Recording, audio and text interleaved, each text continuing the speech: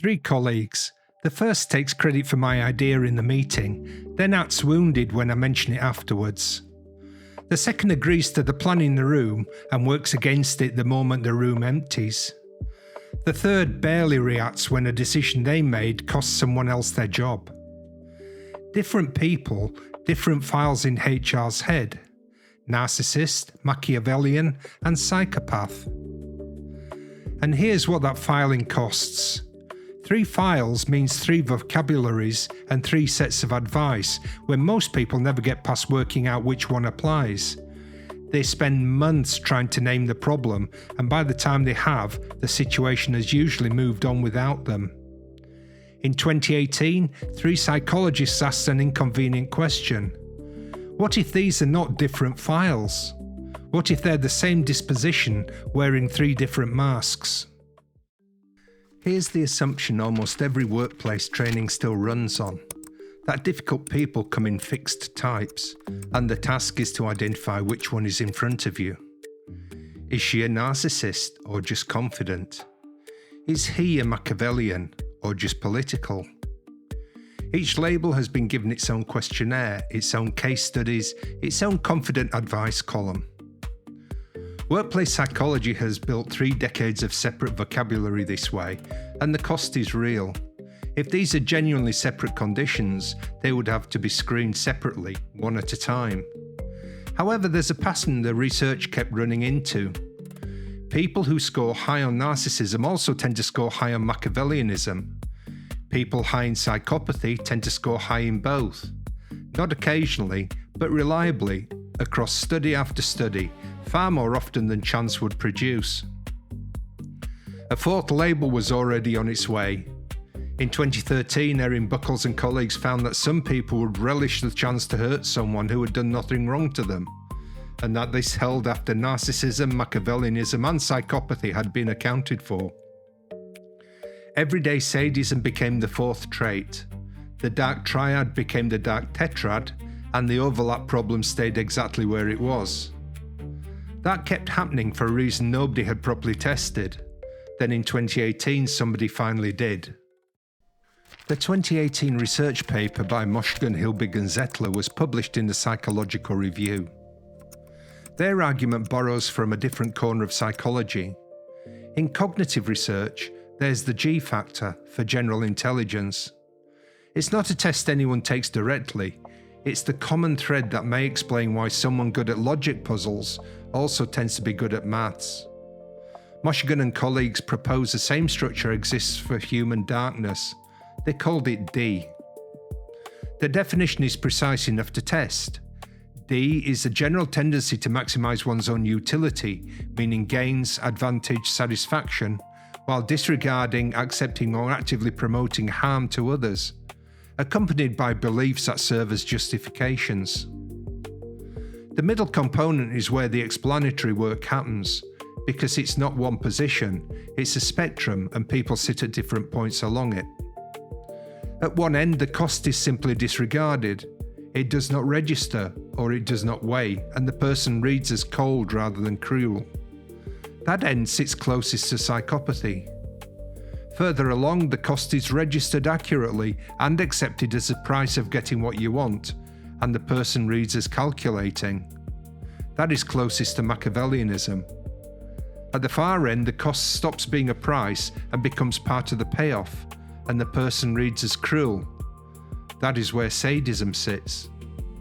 Those are the 3 masks, and it's worth noticing what has just happened to the labels. 3 of the 4 went onto that spectrum, narcissism didn't, and that's not an oversight.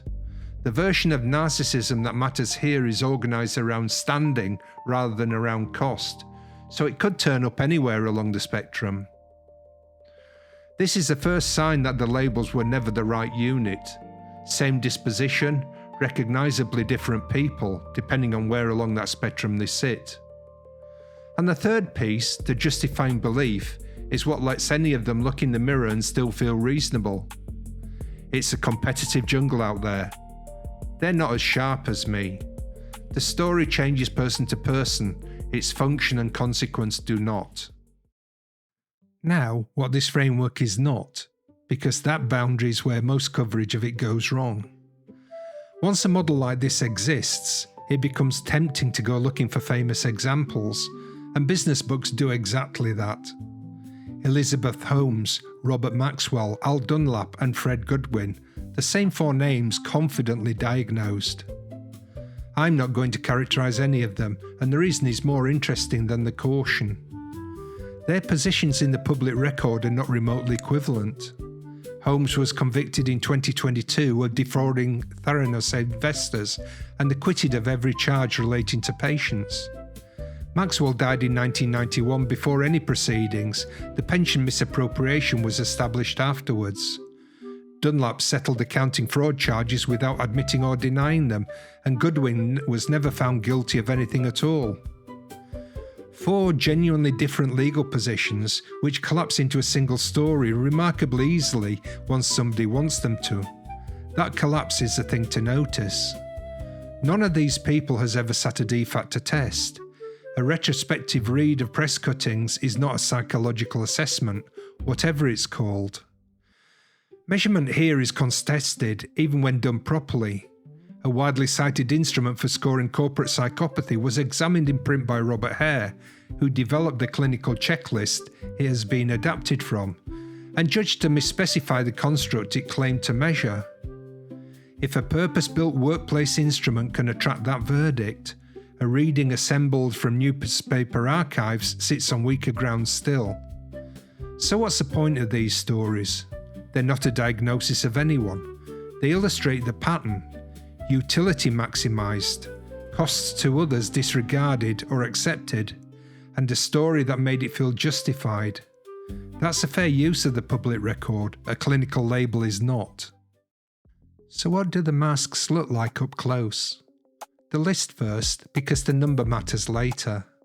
The 2018 paper tested 9 traits: narcissism, Machiavellianism, psychopathy and sadism, which are the dark tetrad you've heard of. Then spitefulness, psychological entitlement, egoism, moral disengagement and self-interest. I'm taking the 4, then spitefulness and entitlement. The last 3 behave much as their names suggest. The tells are subtler than the stereotypes. Narcissism isn't simply confidence. Plenty of good leaders have narcissistic tendencies. Research distinguishes its 2 faces: admiration, which is largely self-promoting, and rivalry, which is defensive and derogating of others. The rivalry mask generally carries the dark relevant signal, and it surfaces when a colleague's success threatens someone's own standing. Enthusiastic credit claiming when things go well, a conspicuous absence the moment they don't. Machiavellianism isn't cynicism in general. It's the colleague who registers the cost their actions impose on other people accurately and simply decides that cost is worth paying. Psychopathy here is not the criminal stereotype. The scales this literature runs on were built on ordinary non-institutionalized samples, university students rather than prisoners. What they pick up at the workplace relevant end is callousness. The cost registers accurately and simply does not carry the weight that would normally stop someone. That's the third colleague from the cold open, and it's the disregard end of the spectrum. Everyday sadism rarely announces itself as cruelty.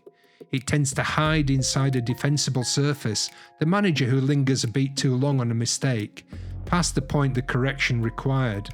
The tell is not what was said, it's the surplus, the satisfaction a situation doesn't explain.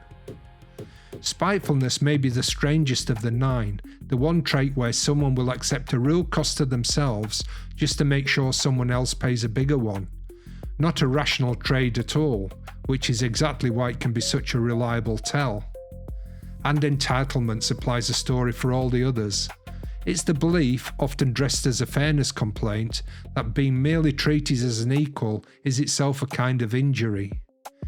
9 traits built by separate research groups for separate purposes over decades, and they correlate far more than separate traits ever should.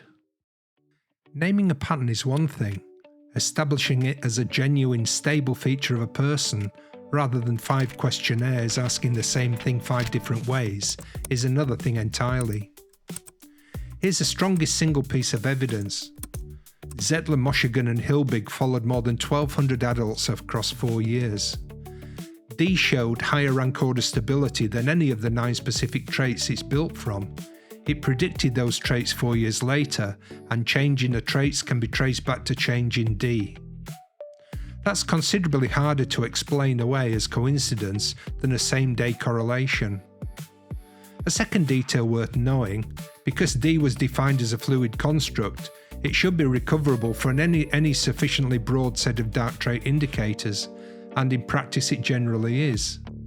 The published item sets come in 70, 35 and 16 item versions, and the short one behaves much like the long one. Whatever this is, it doesn't appear to be fragile.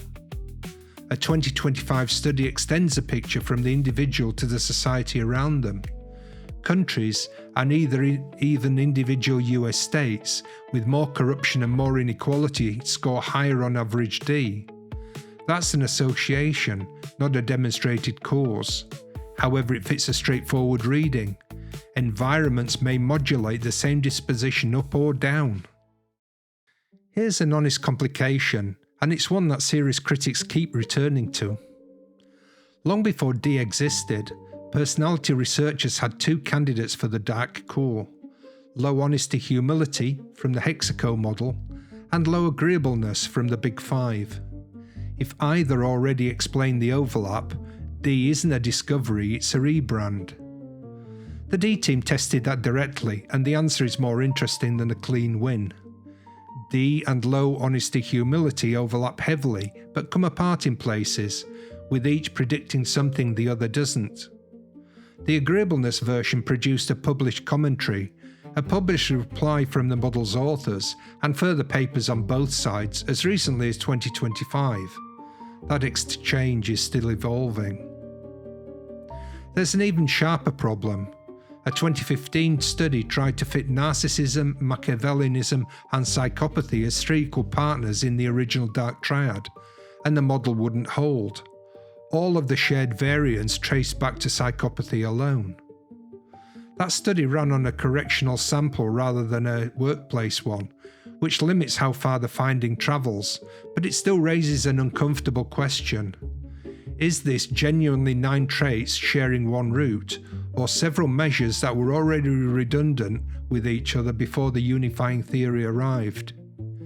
Nobody has settled that question yet, neither the researchers nor their critics.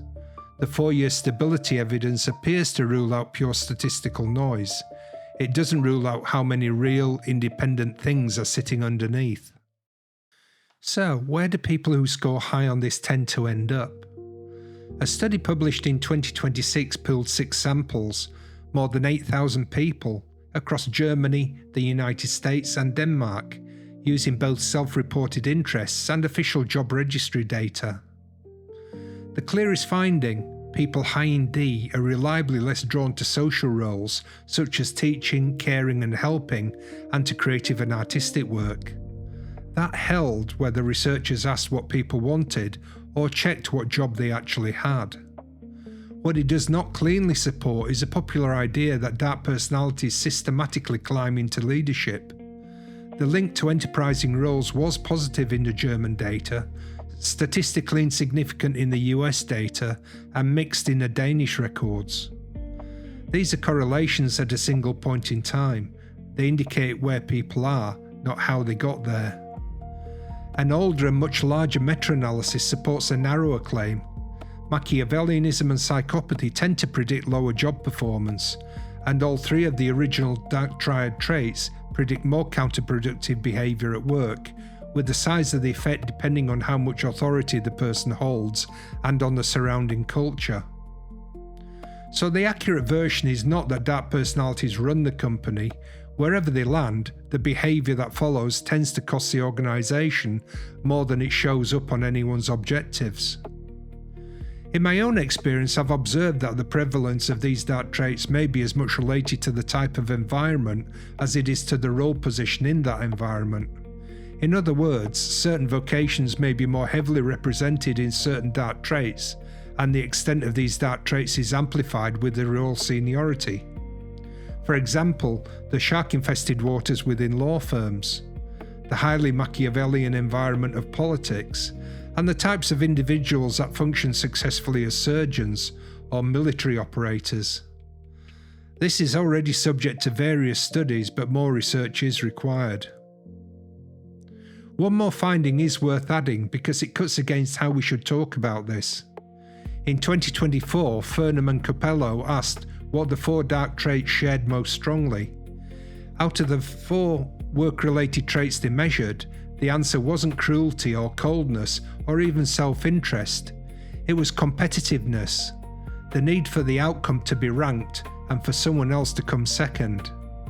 That was a self-report study of 447 people, so I would hold it lightly. It's a lead worth following rather than a settled conclusion.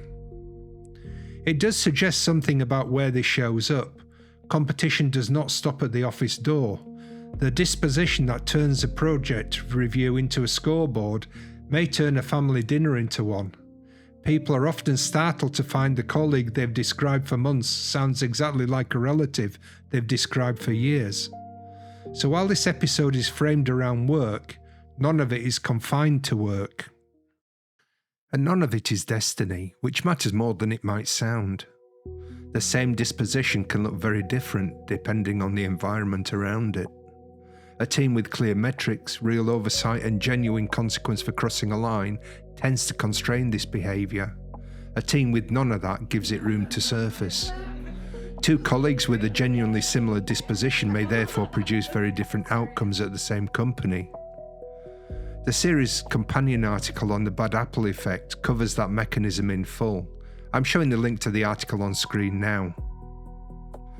The short version, knowing someone scores high on this indicates what to watch for.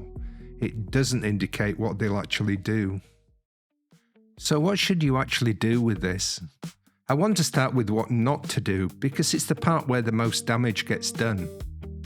Do not administer a personality test. Not formally, not informally, not as a team building exercise.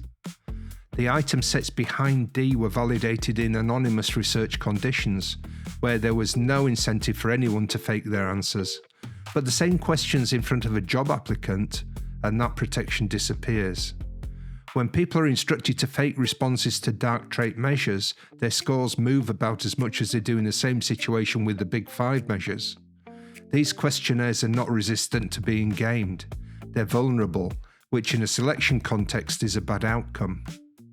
There's also a straightforward signal from the people who built the instrument. The published D item sets are distributed for non-commercial use only, and anyone downloading them has to agree to that.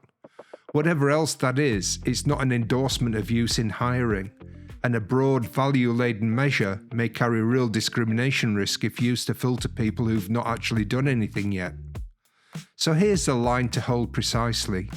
This evidence is strong enough to take a documented, repeated pattern seriously once it's actually been seen. It was never intended to justify testing someone for a pattern before they've shown you anything at all. Here are 3 questions you can ask instead. These require no clinical qualification, and they're not arbitrary. Each question maps onto one of the 3 components that define D. I should be clear about what these are. They're reasoned judgment from practice, derived from the definition, not a validated screening tool. Nothing here diagnoses anyone. Question 1. Does this person's account of events consistently minimize the cost their choices impose on someone else? Not once under pressure, but consistently across situations where the cost was obvious. Question 2. Does their justification under scrutiny reflect a worldview where ruthlessness is simply realism, or where they're quietly exempt from standards everyone else has to meet? Question 3. Do they appear to take some disproportionate satisfaction in a colleague's setback that the situation itself does not explain? All 3 describe things you can actually document, and documentation is the part almost everyone gets wrong. There's a difference between a record and an accusation, and that may decide almost everything that happens next. This is a practitioner judgment rather than research, and I'll say so plainly because no study has tested it. An accusation is a conclusion about a person. He is manipulative. She's a narcissist. Each of these tends to invite a counter-conclusion about you. And here's the uncomfortable part. Someone high on that disposition is very likely to be better at managing that kind of exchange than you are. That's close to the definition of the trait. Bring a conclusion and you're competing on their ground. A record is different. A record is behaviour, date, who else was present, what was said, and what happened next. Nothing more, no adjectives, no inference, no diagnosis, which is a practical reason the 3 questions are phrased the way they are. For example, so, the 11th of March in the project review, this commitment was made in front of these 4 people. The 19th of March, that commitment was described to the sponsor as never having been given. That's a record. It doesn't call anyone anything, and it doesn't need to, because it stands up to scrutiny in a way that an accusation doesn't. Then the harder question, and the one most people skip: what is a record for? There are 2 answers, and their thresholds differ. The first is a governance matter. Other people are affected. There may be a policy breach or something affecting safeguarding or regulatory obligation. That record goes to whoever owns the risk, and it needs to be dry, dated and specific, because it'll be read by people who were not there.